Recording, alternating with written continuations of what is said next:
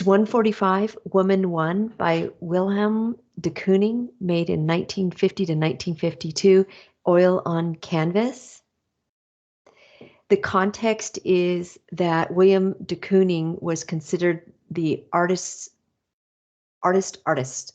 He was the leader of this abstract expressionism movement in New York City. And abstract expressionism is typified by the following: monumental scale works, really big. Like this piece is 5 by 5. The Woman One is 5 feet by 5 feet. The inspiration is the artist's imagination. There is a value in spontaneity and improvisation. It's not I'm going to make this little perfect part of the canvas, as much as it is I'm going to be bold in my brush strokes and what I create on the canvas. The process is more important than the final result.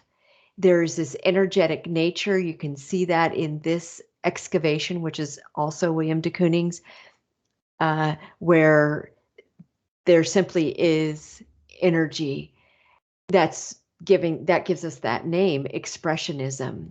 So lots of expressing going on, and the imagery is often abstract, although with Woman One there is clarity that this is a woman.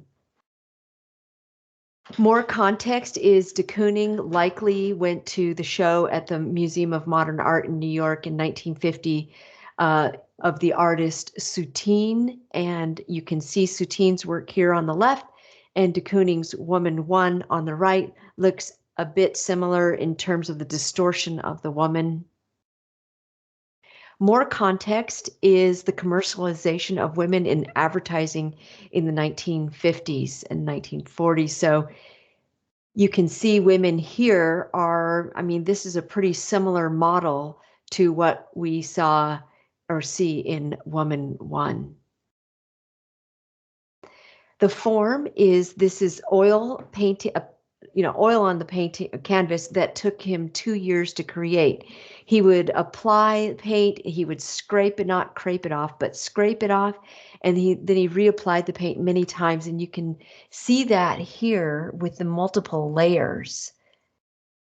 And he allegedly nearly created a hole in the canvas that might be that right there.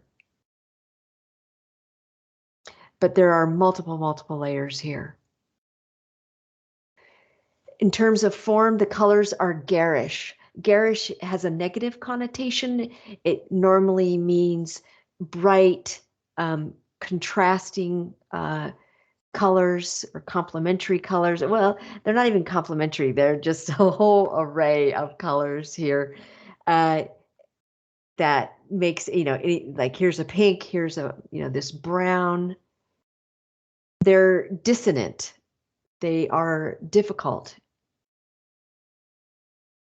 And then just abstract expressionists use those muscular, aggressive, sometimes thick brush strokes.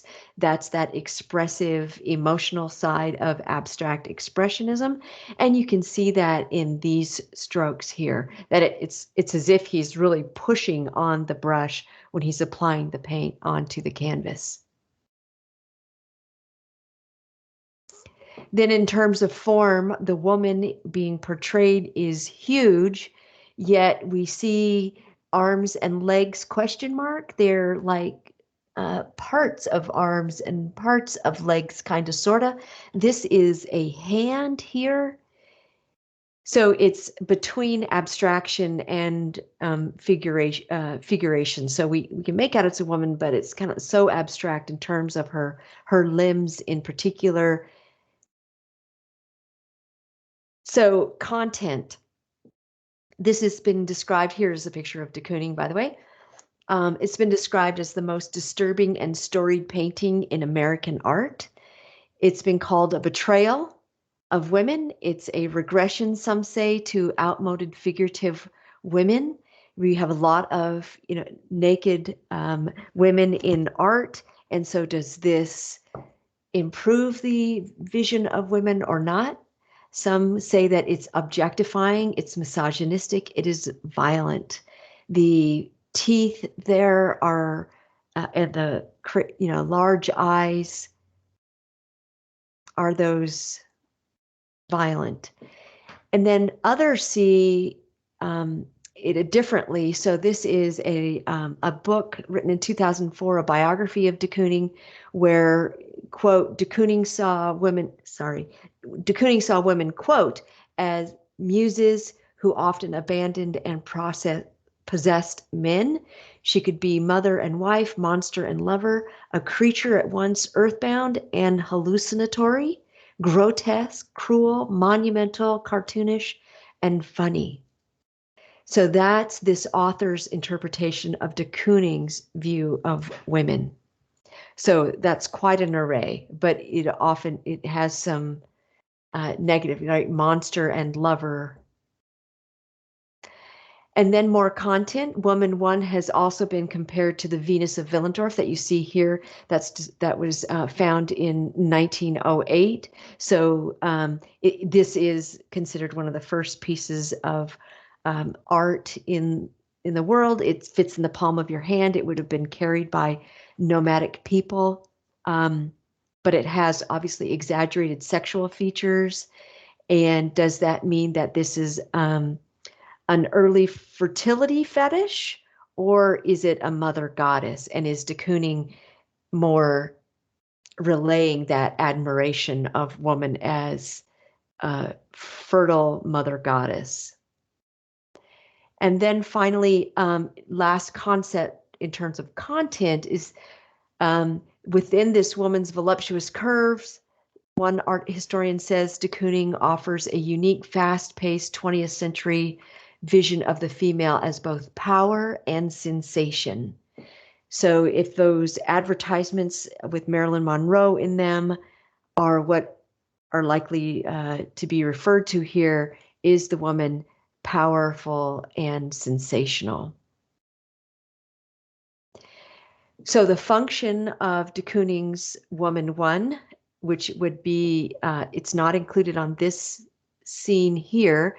These are 5 others. Actually, no, it's the centerpiece. This functions as our example of abstract expressionism, and is this the new woman reflective of the 20th century? Is this our new nude portrayal of woman?